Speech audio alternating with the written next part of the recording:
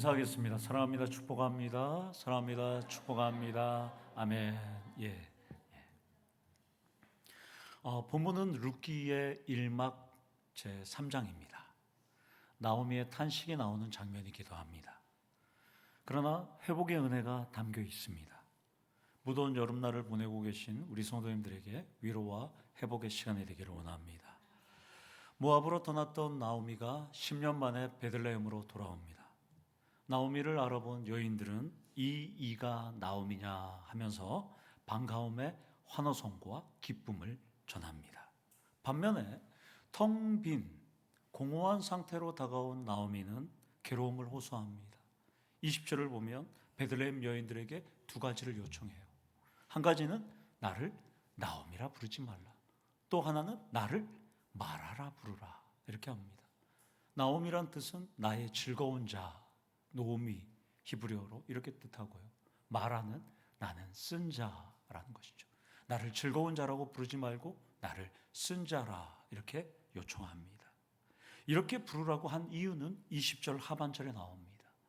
전능자가 나를 심히 괴롭게 하셨다. 이 괴롭다라는 단어가 마라입니다.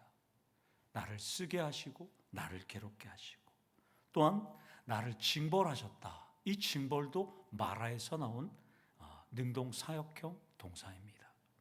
직역하면 오늘 전능자가 나를 심히 쓰게 하셨다 이렇게 말하는 겁니다. 나오미는 나의 재난의 근원이 하나님께 있음을 고백하고 있습니다. 그러니까 나오미는 인생의 쓴맛을 맛보게 된 이 원인이 하나님 앞에 있다는 거예요. 정확하게 분석하고 왜 이 일이 일어났는지 그는 고백하고 있습니다.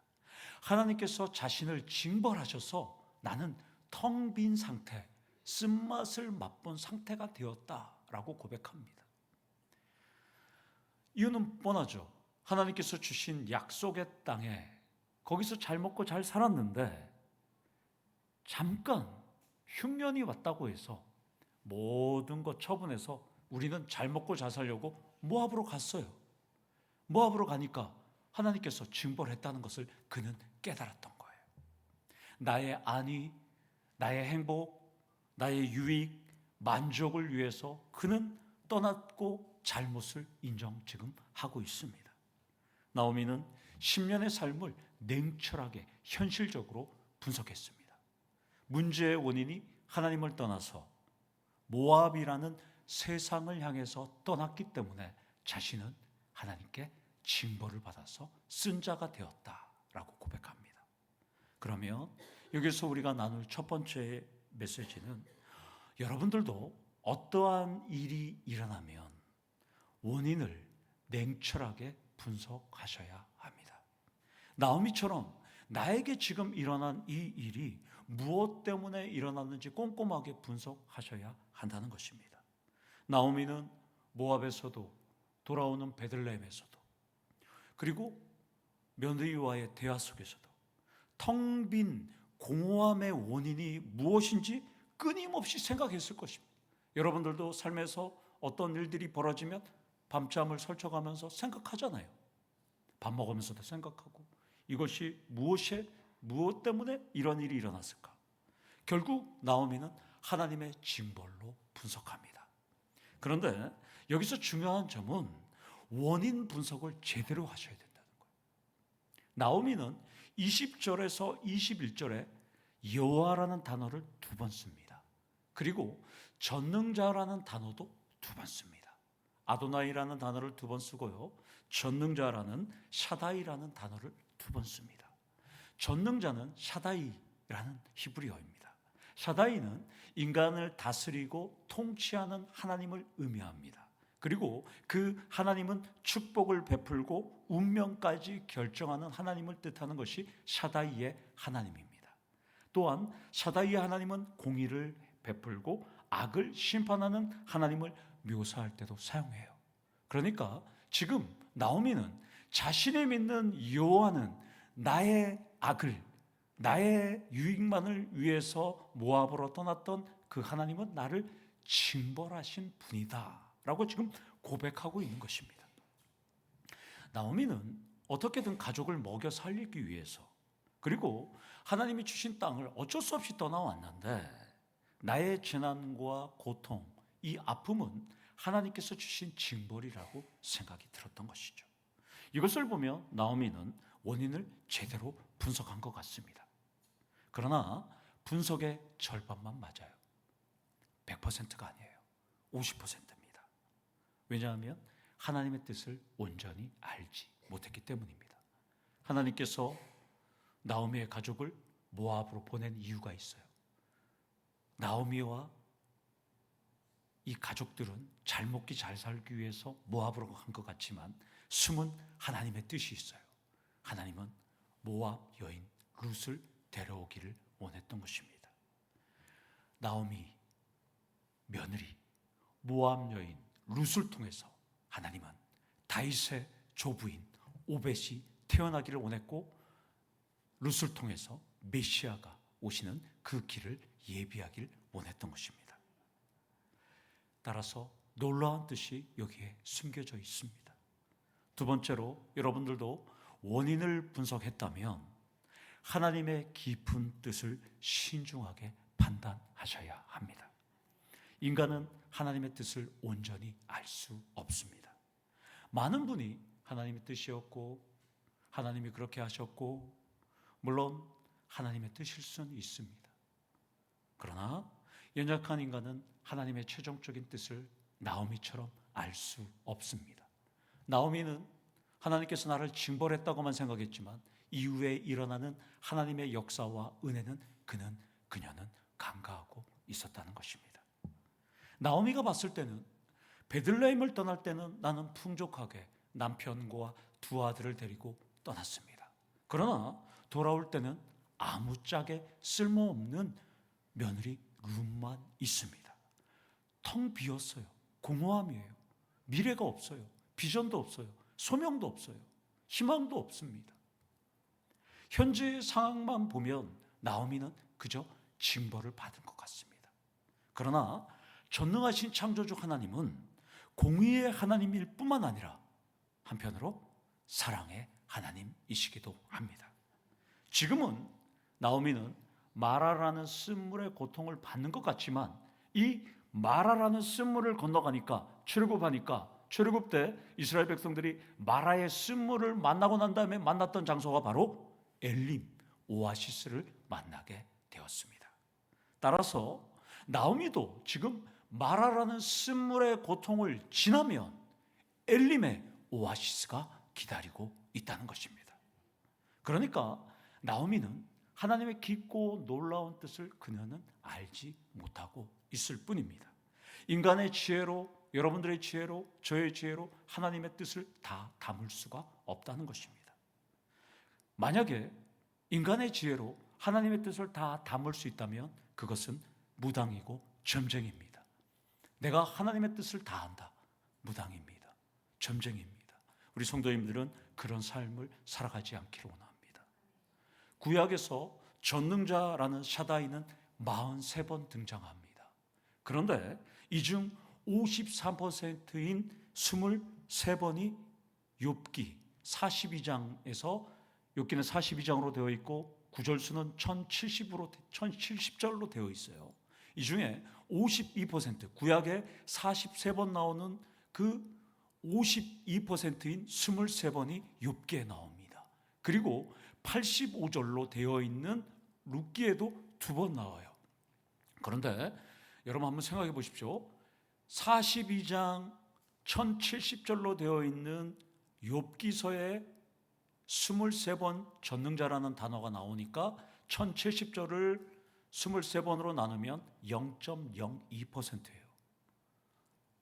룻기에 85절로 되어 있는데 전능자라는 단어가 2번 나오는데 이걸 나누면 0.02%입니다. 그러니까 룻기의 나오미, 욥기의 욥과 성경은 동등한 수준의 고통을 받는 것으로 지금 말씀하고 있습니다. 나오미는 욥과 같이 나의 모든 재앙과 고난의 궁극적인 이유가 바로 욥처럼 하나님임을 지금 말씀하고 있습니다. 그런데 나오미의 속마음이 중요합니다. 나오미는 지금 하나님께 불평하고 불만하지 않습니다. 이 속마음은 하나님을 향한 회개 속에서 이 고통을 해결하고 위로와 회복을 주실 분은 오직 하나님이라는 것을 지금 부르짖고 있다는 것입니다. 따라서 나오미는 고통의 원인, 고난의 이 이유를 분석한 다음에 하나님의 깊고 놀라운 뜻을 깨달으려면 나오미처럼 부르짖어야 한다는 것이죠. 성도님들도 고통과 고난이 닥칠 때 모든 걸 주님께 맡기는 신앙인들이 되셔야 한다는 것입니다. 여기서 세 번째로 주님께 모든 걸 맡기는 신앙이 제대로 된 신앙이라는 것입니다. 넘지 못할 산과 참지 못할 분노와 슬픔이 있어도 주님께 맡기셔야 한다는 것입니다. 왜냐하면 우리가 가야 할 길은 멀고도 험하기 때문입니다. 때로는 고통과 눈물이 쏟아져도 주님께 맡기는 신앙인이 된다면 제대로 된 신앙이에요. 무슨 일이 벌어지면 하나님 뜻을 물어서 하나님 뜻에 이것이다. 무당입니다. 무당. 21절 상반절에 이렇게 말합니다. 내가 풍족하게 나갔더니 여호와께서 내게 비어 돌아오게 하셨느니라. 나오미는 확실한 믿음과 두려움의 신앙을 소유했다는 것입니다. 나오미의 고백을 우리말로 말하면 이렇게 되는 거예요. 하나님이 나한테 이러실 수 있느냐, 이런 뜻이에요. 하나님이 나한테 이럴 수 있느냐, 이렇게 말하는 거예요. 내가 풍족하게 나갔는데 여호와께서 내게 비어도, 여러분들 하는 말, 하나님께서 도대체 나한테 이렇게 할 수가 있느냐, 이런 말을 지금 하고 있어요. 그래서 학자들은 이 부분을 나오미의 애가라고 부릅니다. 나는 10년 전에 풍족하게 나갔는데 하나님이 나를 텅 비게 만들었다고 토로합니다. 나오미는 이 모든 일은 하나님이 하신 것이라고 인정하며 호소하는 거예요. 나오미의 신앙 대단해요. 고통과 고난이 닥쳐오니까 하나님의 뜻이 이것이 아니라 이 모든 것이 하나님이 하신 일이라고 고백해요. 하나님 뜻이 딱 결론돼서 오는 것이 아니라, 응답받은 것이 아니라 딱 이렇게 와요. 어떤 분들 보면요, 뭔 일이 벌어지면 하나님의 뜻이 이렇다고. 그건 무당이죠, 무당. 지금 나오미 성경 말씀 그렇게 얘기 안 해요. 여러분들, 교회를 떠나는 것이 하나님 뜻이에요. 이 모든 일은 하나님이 하신 거라고 인정하잖아요, 나오미가. 우리 교회는 무당이나 점쟁이들이 없었으면 좋겠어요. 그런데 오늘 보면 이것은 불평불만이나 신태한탄이 아니에요. 탄식과 호소의 애가는 하나님의 인애에 대한 깊은 확신 속에서 나오는 거예요. 지금 나오미는 비록 큰 절망 가운데 있지만 하나님의 인애와 자비는 변함없음을 지금 확신하면서 하나님께 위로와 회복을 지금 요청하고 있습니다. 여기서 여러분들이 깨달을 지혜는, 우리도 허덕거리는 인생이에요. 내 힘으로 참지 못해서 늘 눈물 흘리면서 흐느끼는 인생이에요. 이때 사람을 보지 말고, 누굴 의지하지 말고 하나님께, 오늘 설교 제목처럼 나의 애가를 하나님 앞에 드려야 합니다.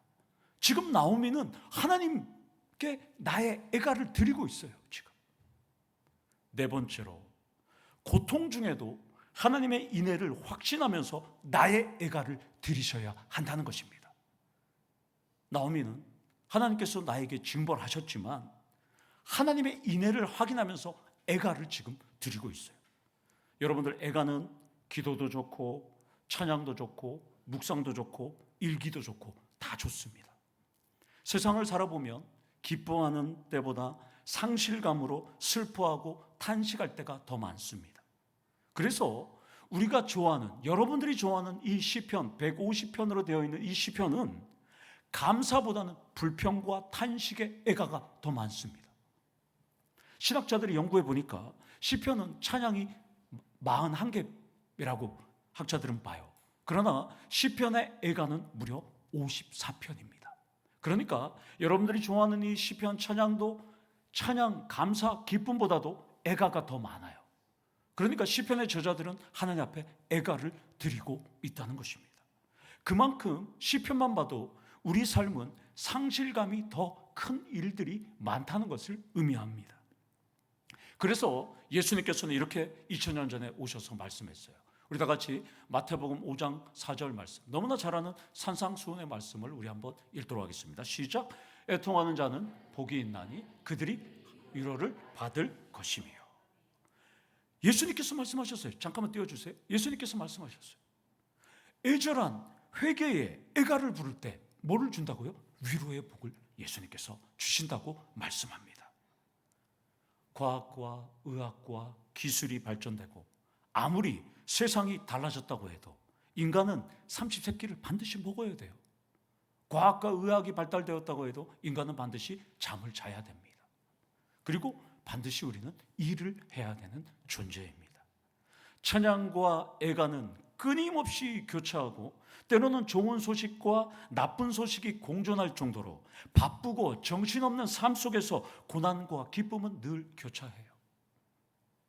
다섯 번째, 찬양과 애가는 공존하고 있다는 삶을 여러분들은 인정하셔야 합니다. 우리 삶은 기쁨과 애가가 공존하고 있어요. 이걸 인정하지 않으면 고난이 닥치면 흔들려요. 멘붕이 오는 것이죠. 마냥 은혜로운 삶은 없어요. 마냥 기쁜 삶도 없어요. 기쁨과 슬픔과 또 마라도 만나고 엘림도 만나고, 엘림 만나면 끝났습니까? 또 물이 없으니까 무리바도 만나는 거예요. 숱한 고생이 우리 앞에 계속 연결되어 있는 것입니다.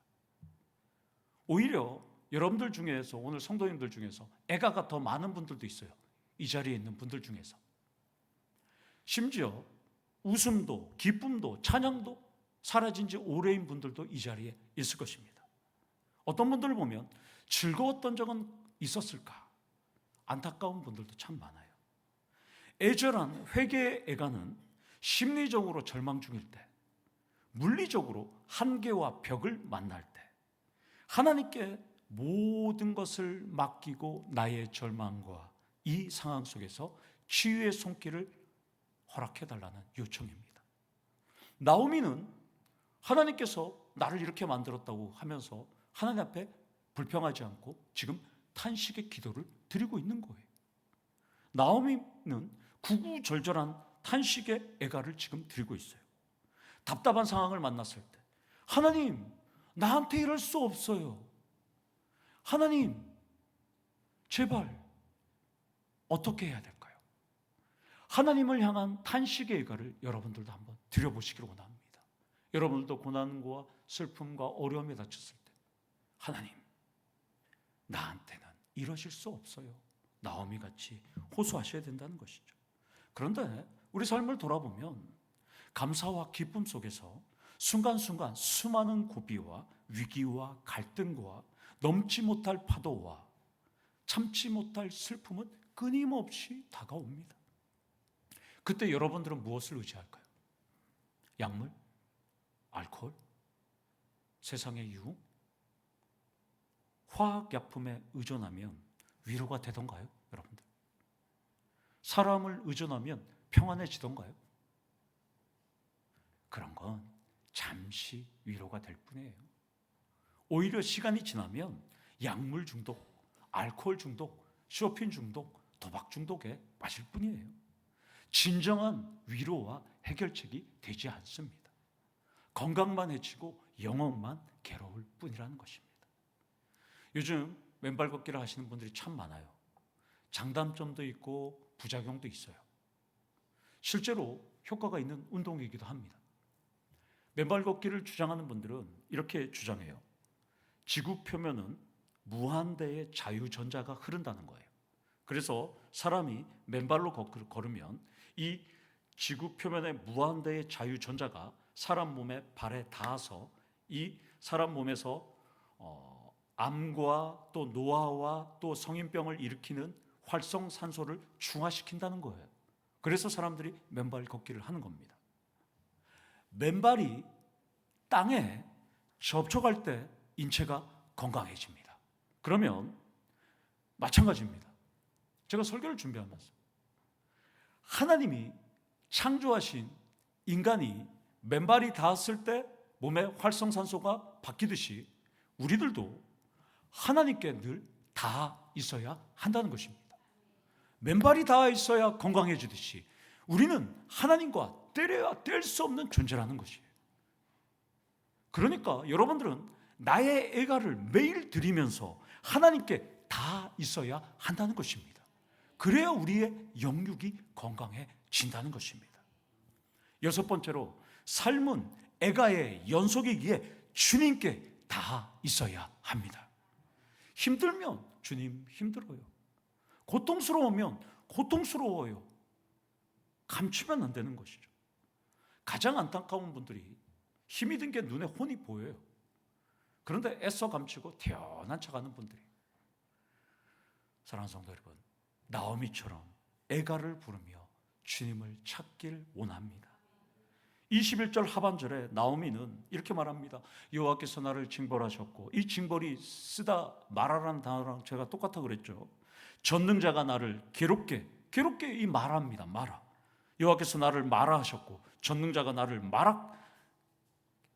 말하셨거늘 어찌 너희가 나를 즐거운 자라고 부르냐, 이거예요. 난 쓴 사람이라요, 쓴 사람.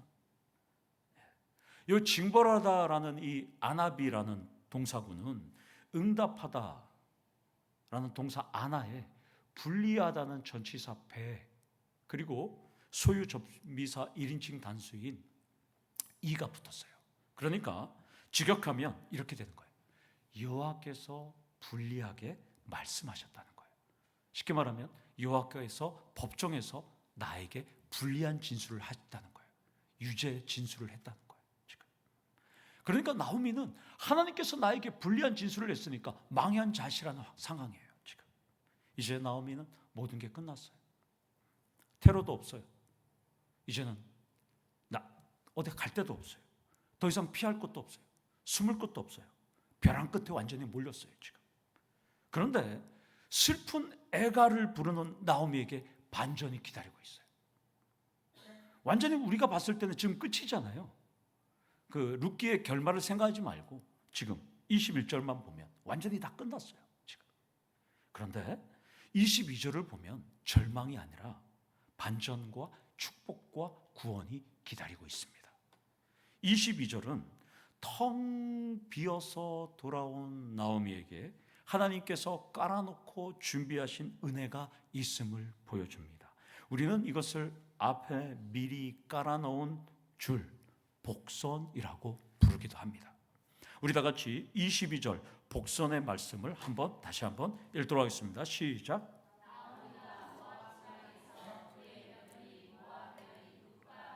돌아왔는데 그들이 보리 추수 시작할 때 베들레헴에 이르렀더라. 여기 희망의 복선 세 가지가 나와요. 세 가지가 있어요. 첫 번째는 모압 출신 며느리 룻이 있어요. 네. 모압 출신 룻이 옆에 있어요. 두 번째는 보리 추수 시작할 때예요. 세 번째는 약속의 땅 베들레헴이 있어요. 지금 엄청난 반전과 복선이 세 가지가 지금 숨어져 있어요. 22절 말씀만 보면 절망과는 거리가 먼 거 확실해요. 지금 주변 상황과 환경적인 요인은 온통 희망과 소망과 기대 세 가지가 완전히 지금 둘러싸고 있어요, 나오미를. 무엇보다도 이 모든 상황을 이끄신 분은 여호와 하나님이십니다. 이제 나오미는 하나님께서 깔아놓은 이 무대에서 즐기고 행복하고 기쁘고 감사하고 하나님 앞에 영광만 돌리면 돼요. 지금 즐기면 됩니다. 여기서 일곱 번째, 애가를 부를 때도 은혜와 구원의 복선을 신뢰하셔야 됩니다. 여러분들 지금 고통받고 있어도 여러분들 기도하는 이유가 뭐예요? 하나님께서 나의 고통을 해결해 줄 것을 믿고 기도하는 거잖아요. 마찬가지입니다. 나의 애가를 부를 때 은혜와 구원의 복선을 신뢰하셔야 돼요. 많은 분들이 하나님께서 해결해 주지 않을 거라고 생각하면서 기도하는 분들이 있으면 그건 바보잖아요. 기도할 필요가 없잖아요. 하나님께서 해결해 주실 것을 믿고 기도하기 때문에 기도하는 것이지, 하나님께서 해결해 주실 것을 기대하지 않으면 기도할 필요가 없는 것이죠. 따라서 나오미나 우리도 동일해요. 오직 전능하신 하나님만 신뢰하셔야 한다는 것입니다. 나오미처럼 하나님께 솔직한 감정, 눈물을 쏟아내야 돼요. 우리 살아갈 길은 눈물의 골짜기고 내 힘으로 참지 못해 늘 흐느끼고 내 힘으로는 갈 수 없는 길, 주님이 대신 가시니까 우리가 애가를 부를 수 있다는 것입니다. 텅 빈 나오미는 자연적인 수준의 최악의 상황인 흉년을 경험했어요. 사회적인 수준의 남편과 아들이 죽는 걸 다 경험했어요. 가정적인 수준의 공허함인 불임을 경험했어요. 이제는 손자들이 태어날 수가 없잖아요. 아들도 태어날 수 없잖아요. 대를 이을 아들도 없고요, 손자도 없어요. 이방 출신 며느리 짐 같은 여인만 있어요. 아무리 주위를 돌아보고 계산기를 두드려도 머리를 굴려도 답이 없어요. 그러나 하나님은 희망의 복선 첫 번째 이방 여인 룻 준비해 주셨습니다. 룻을 통해서 새로운 자녀를 주실 것입니다. 이스라엘의 왕족이 되는 놀라운 역사를 줍니다. 여러분들 여기 전주희 씨가 있는지 모르겠지만 태조 이성계가 전주희 씨가 돼갖고 왕이 됐을 때 그 집안은 그 윗부터 다 대군이라고 불러요. 할아버지들 다 마찬가지입니다. 지금 룻은 룻 이후에 나오는 오벳, 아들 오벳부터 증손자 다윗이 나오니까 왕족이 된 거예요 지금. 그리고 메시아 가문이 되었습니다. 희망의 복선 두 번째는 보리 추수할 때예요.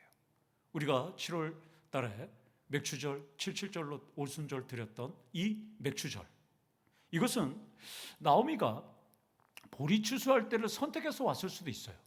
그러나 우리가 1장에서 살펴봤지만 하나님께서 자기 백성을 돌보시사 풍년을 허락하셨다는 것을 우리가 살펴봤잖아요. 그러니까 나오미가 돌아오게 된 이유는 하나님께서 풍년을 허락하셨기 때문입니다. 그러니까 하나님께서 깔아놓은 복선입니다. 레위기 23장 22절 말씀을 한번 읽도록 하겠습니다. 시작. 너희 땅에 곡물을 벨 때에 밭 모퉁이까지 다 베지 말며 떨어진 것을 줍지 말고 그것을 가난한 자와 거류민을 위하여 남겨두라. 나는 너희의 하나님 여호와이니라. 아멘. 하나님께서는 율법을 주실 때부터 사회적 약자에 대한 나눔과 사랑과 배려를 명령하셨어요. 나오미와 룻은 조금만 움직이면 보리 이삭을 주워서 끼니를 때울 수 있어요. 이제 살아갈 수가 있어요. 하나님께서는 희망의 복선을 쫙 깔아놓으셨습니다. 그러면 희망의 복선 세 번째는 돌아온 것이 어디입니까? 베들레헴이에요. 베들레헴. 이곳은 빵집입니다. 우리로 말하면 빵집이에요. 이곳은 하나님이 복 주시기로 약속하신 가나안 땅에서도 누가 태어나는 곳이에요? 인류 최고의 복이신 예수님이 태어나는 곳입니다.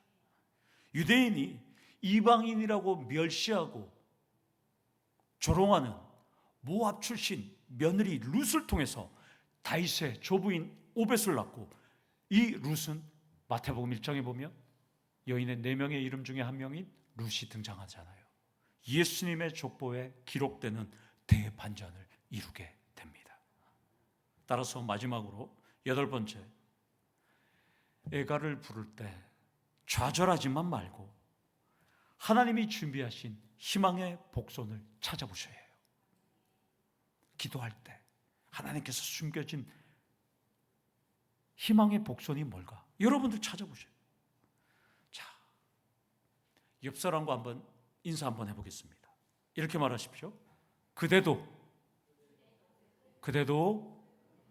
희망의 복선을 찾아보세요. 항상 기도할 때, 애가를 드릴 때 하나님께서 이 반전을 이루기 위해서 숨겨둔 것들이 뭘까? 히든 카드들이 뭘까? 살펴보셔야 돼요. 오늘 22절처럼 희망의 복선이 3개. 제가 참 좋아하는 게 우리 하나님은 1+1, 2+1은 기본이에요. 복이. 오늘도 보면 3개잖아요. 3개. 벌써. 따라서 오늘 이 말씀을 들었던 우리 성도님들은 주변에 극단적인 선택을 하려는 분들, 하루하루 절망에 찌들어서 사는 분들, 사는 게 사는 것 같지 않은 분들, 밥을 먹어도 밥맛이 없는 분들에게 희망의 복선을 여러분들이 찾아주셔야 돼요. 나오미의 애가는 양식이 없을 때 자신의 부요함과 능력과 남편과 아들을 믿어서 세상인 모압으로 갔어요. 오히려 모압에서 인생의 바닥과 절망만 만나고 탄식에서 그는 다시 출발합니다. 그러나 인생에서 가장 힘든 시간에 하나님께로 그는 돌아왔어요. 전능자임을 고백하면서 회개의 애가를 부르자 그때 나오미의 삶은 변곡점이 일어났어요. 터닝 포인트가 일어났다는 것입니다. 나오미는 하나님이 주신 약속의 땅에서 잠시 일어난 흉년을 이겨내지 못하고 산모작을 하는 풍요로운 땅 모압으로 가서 깊은 상실만 그는 경험했습니다. 여호와의 치는 손으로 인해서 아직도 마음은 아프고 쓰리지만 회개의 애가를 그는 부르면서 희망을 주시는 하나님 한 분만 찬양하는 믿음을 보이고 있다는 것입니다. 따라서 성도님들은 인생의 가장 힘든 시간에, 가장 어려운 상황에 신세 한탄이 아니라 전능하신 샤다이의 하나님께 나의 애가를 고백하면서 인애와 구원을 요청하시길 원합니다. 넘지 못할 산이 있거든. 샤다이의 하나님께 맡기세요. 넘지 못할 파도가 있다면 전능하신 샤다이의 하나님께 맡기세요. 그때 산과 파도와 절망을 대신 지고 가시는 주님의 놀라운 은혜를 경험하시기를 간절히 축원합니다. 아멘. 우리 다 같이 기도하시겠습니다. 하나님 아버지, 우리도 나오미와 같이 절망과 어려움과 인생의 파고와 험한 산이 우리를 가로막고 있어도, 눈물의 골짜기를 걸어가고 있어도, 절망과 아픔이 우리 앞에 있고 분노와 좌절이 우리에게 있을지라도 희망의 복선을 생각하며 나의 애가를 드리는 우리 성도님들 될 수 있도록 하나님 역사하여 주시옵소서. 이 시간 찬양을 통하여 우리 삶이 회복이 일어날 수 있도록 도와주시고 하나님의 인애와 사랑과 자비를 경험하는 우리 성도님들 될 수 있도록 도와주셔서 이번 한 주 동안 하나님께 영광 돌리며 감사와 기쁨의 찬양을 드릴 수 있는 우리 성도님들, 우리 하나님 만들어 주시옵소서. 예수님의 이름으로 기도드리옵나이다. 아멘. 우리 다 같이 일어나셔서